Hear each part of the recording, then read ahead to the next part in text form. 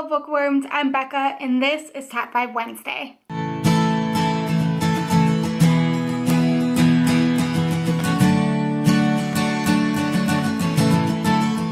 Top 5 Wednesday is a Goodreads group that is run by Sam from Thoughts on Tomes, where each week there's a different topic. This topic is near and dear to my heart because this week I'm going to be talking about my top 5 favorite children's books. You guys might know this, might not, but I'm a preschool teacher and so I have a very big love for children's books, and reading with my kiddos is one of the things that I like to do the most with my kids.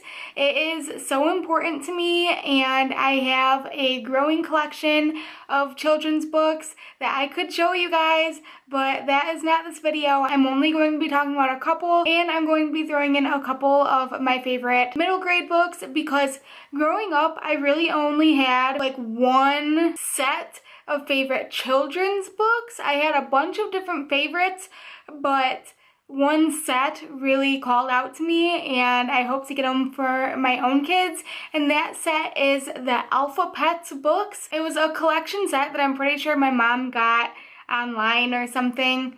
Not online. I'm pretty sure my mom sent away for this collection of 26 books that each had to do with like a different animal. So like for N, for example, I don't know why that one always sticks in my mind, but it was Naughty Nelly, and Nelly was a newt. And so it just went on about all the ways that Nelly was doing mean things and how the animals remedied that. So I loved this set of books so much, but unfortunately all of them were ruined when I was growing up. I was probably around like 9 or 10, and our garbage disposal broke in our home, and unfortunately all of that nastiness went through the floor, which happened to be the ceiling of my playroom downstairs, and all of my most precious books from my childhood were on this shelf near the ceiling, and so all of those books and all of my toys were ruined during that, so that was really traumatic for me, and I've never seen those books around since. I'm sure that I'll have to pay a really pretty penny if I ever want to get those books again, but those were my favorite children's books growing up, and if you guys have heard of those, let me know down below in the comments because nobody ever knows what I'm talking about. So now for the other 4 books, I'm going to show a couple books that I love reading with my kiddos, and then some middle grade books that I really enjoyed growing up as well. The first children's book that is one of my favorites is Bear Feels Sick by Karma Wilson and Jane Chapman. This is a really sweet story about a bear who feels sick and all of his friends come and take care of him, and I love how it has this on almost every page, but he still feels sick. So it's a really great way for my kids to be able to get involved in the story and feel like they are telling the story right along with me, and then we always talk about things like what they do when they feel sick, who takes care of them, and how we can be good friends and take care of each other. So this is one that my kiddos really loved last year when I was reading it to them, and I can't wait to share it with my kids this year as well. And another one that I enjoyed reading and my kids really enjoyed too was The Napping House by Audrey Wood, illustrated by Don Wood. This book was put out in like the 80s, and the art is really, really cool. It starts out with the house raining in the middle of the night, and as the book goes on, it gets lighter outside as the night passes and it gets sunnier. And basically it just talks about all of these people and animals that are sleeping on this bed in the napping house where everyone is sleeping, and that is consistent on every page, in a napping house where everyone is sleeping.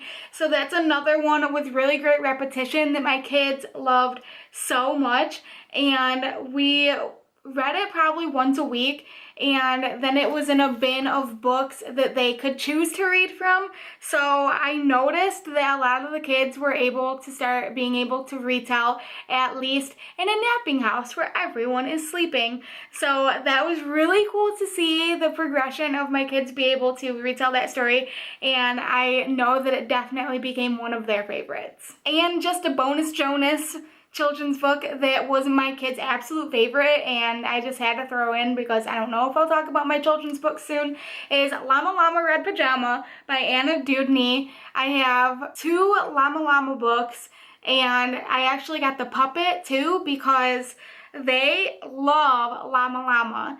And this one is basically Llama Red Pajama. His mom tucks him into bed, and he calls down for a drink of water basically, and his mom doesn't answer, so he starts getting really scared in the dark and thinking up all of these things because mom gets a phone call. Baby llama starts to moan, and he gets more and more upset as the night goes on.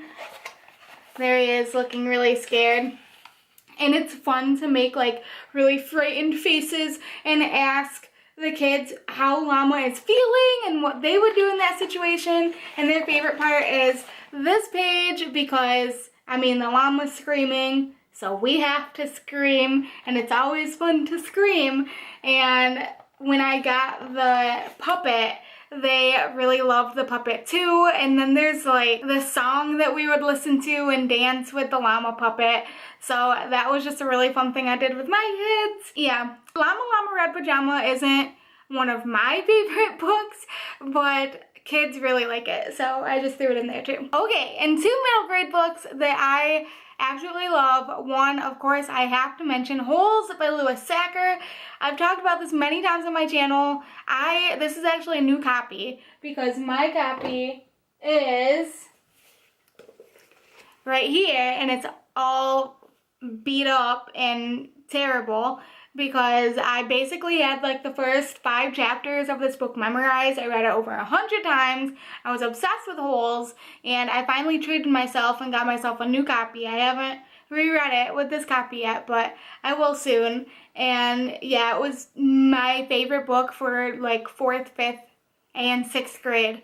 So yeah, definitely a classic for me. And probably one of my most beloved books that I consider middle grade because I read it, I don't know, when I was younger, but not quite in high school. So that's why I consider it. It is The Great Good Thing by Roderick Townley.